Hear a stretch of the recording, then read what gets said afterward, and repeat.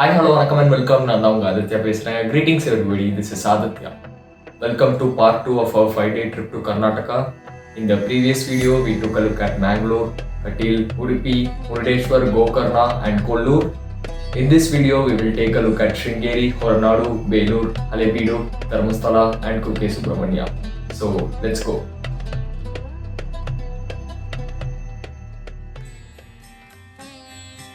The Sri Sharadamba temple was built in the 8th century, and the presiding deity of Sringeri has a glorious history that begins with the setting up of the Dakshinamnya Peetham by Sri Adi Shankara. The Rajagopuram is 127 feet tall. Originally, it was a shrine with the idol of Sharada made of sandalwood. Subsequently, Sri Bharati Krishna Tirtha and Sri Vidyaranya had a temple built in the Kerala style. They substituted the sandalwood idol with the present golden idol. The Mahamandapam has large stone pillars exquisitely carved with deities like Durga, Rajarajeshwari, Dwarapalakas and Devis, which are all sculpted according to the Shilpa Sastras practiced in Tamil Nadu. The Vidya Shankara temple was built in the year 1338 AD and combines Hoysala and Vijayanagara architectural features. On its western side is the Garbhagriha with Vidya Ganapati on one side and Durga on the other side.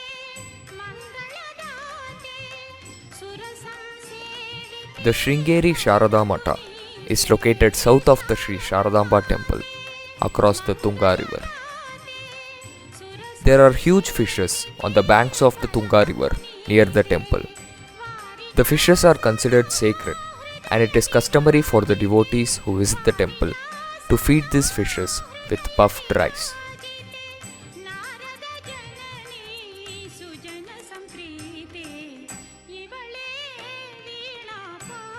Then we travel towards Horanadu.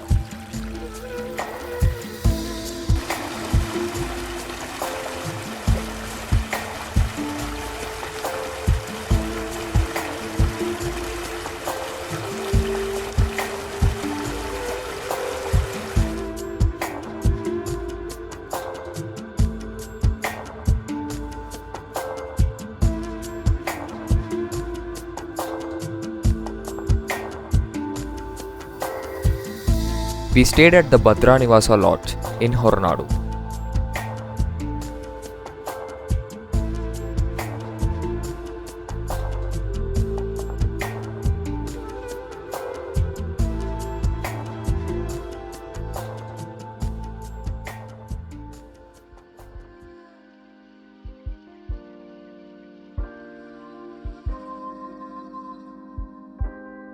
The temple at Horanadu is called as Annapurneshwari temple, and the main deity of the goddess was put in place by Sri Adi Shankaracharya.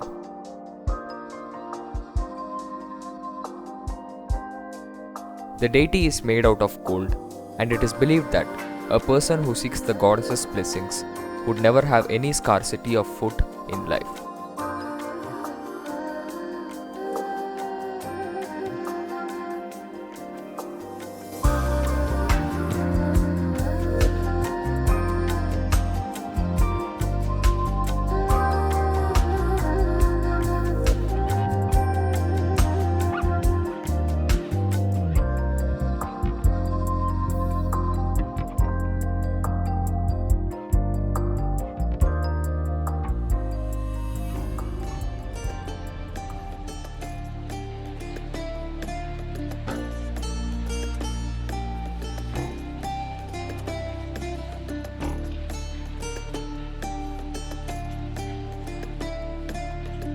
The Channakeshava temple, also called as the Vijayanagara temple, was constructed in the 12th century.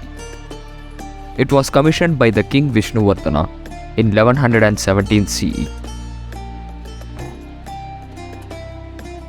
The temple was built over 3 generations and took 103 years to finish. It was repeatedly damaged and plundered during wars and was also repeatedly rebuilt and repaired over its history. The temple is remarkable for its architecture, sculptures, reliefs, as well as its inscriptions. The temple artwork depicts scenes of secular life in the 12th century and also of dancers, musicians, as well as a pictorial narration of Hindu texts such as the Ramayana, the Mahabharata, and also the Puranas. The temples at Belur are carved out of soapstone quarried from Tumkur, about 200 kilometers away. The stone is extremely easy to chisel but attains iron-like firmness when exposed to the atmosphere. To maintain the shine of the temple, the stone is treated with a chemical wash and then wax polished once in every 10 years.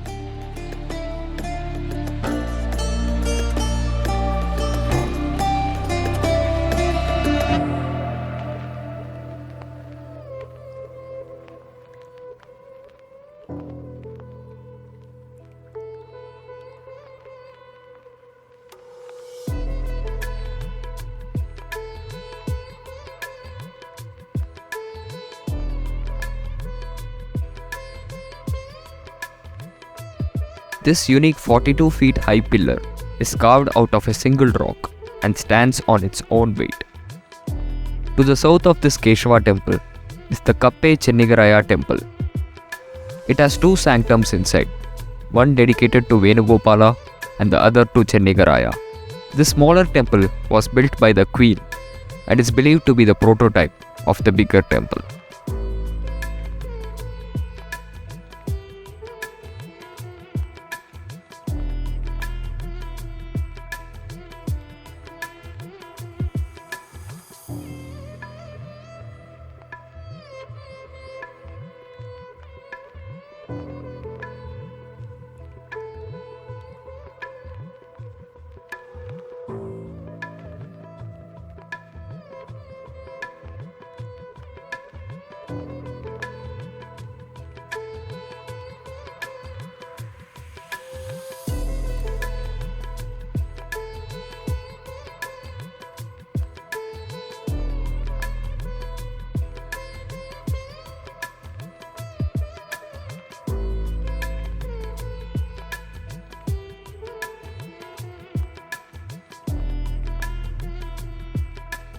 Then we travel towards Halebidu.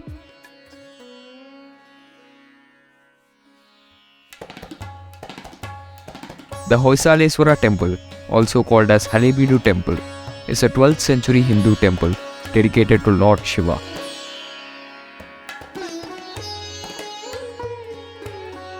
The Hoysaleswara temple is a twin temple dedicated to Hoysaleswara and Santaleswara Shivalingas.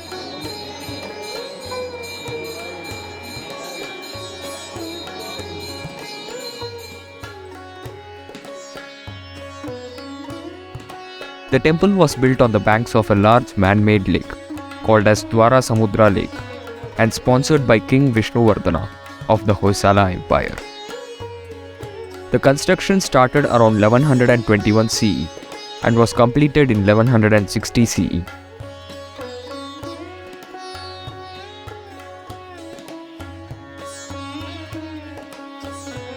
It has 2 Nandi shrines outside, where each seated Nandi face the respective Shivalinga inside.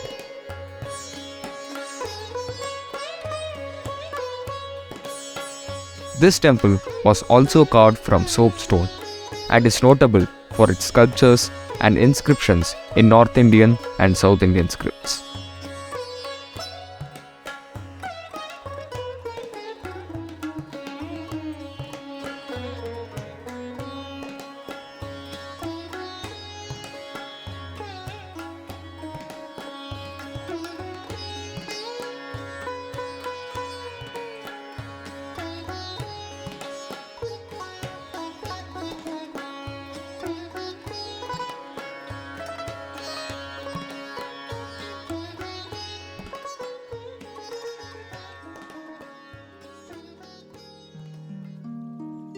Then we travel towards Dharmasthala.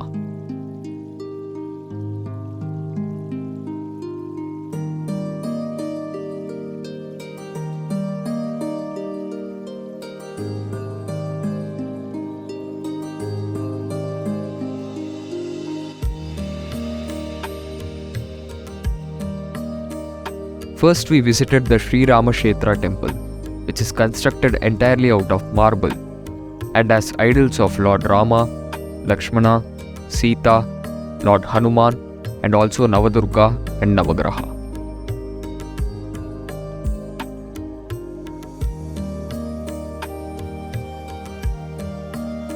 We stayed at the hotel SSV Yatra.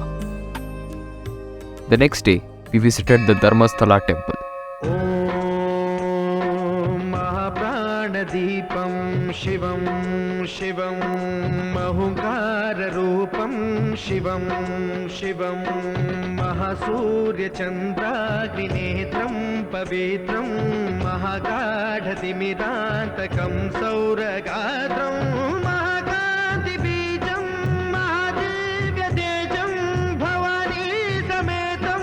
Dharmasthala temple, also called as Kshetra Dharmasthala, is an 800-year-old Hindu religious institution. The temple was reconsecrated in the 16th century by the Hindu Dvaita saint Vadiraja Tirtha by the request of the then administrator of the temple, Devaraja Hegde.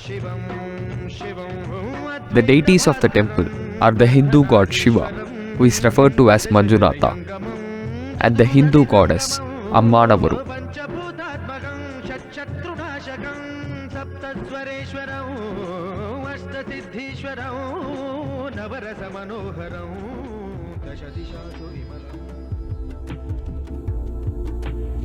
Then we visited the Sowthadka Mahaganapati temple.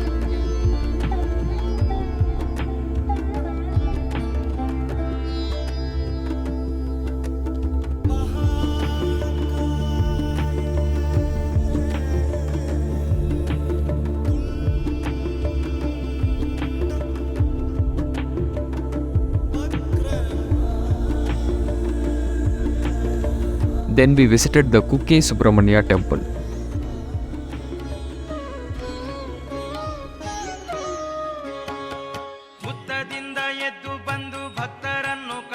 In this temple, Kartikeya is worshipped as Subrahmanya, the lord of all serpents.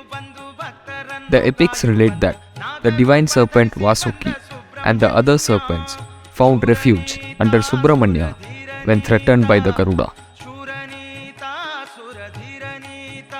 We also visited the Adi Subrahmanya temple, which is located on the banks of Kumaradhara river.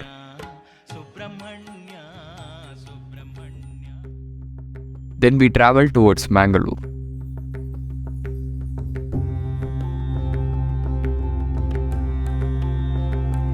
We visited the Gokarnanatha temple, which is also called as Kudroli Shri Gokarnanatha Kshetra.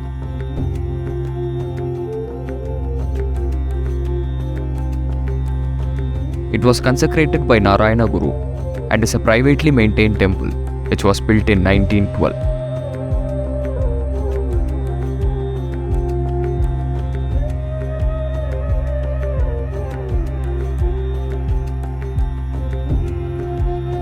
It is dedicated to Gokarnanatha, a form of Lord Shiva, and also has idols of Lord Krishna, Lord Hanuman, and also Shirdi Sai Baba.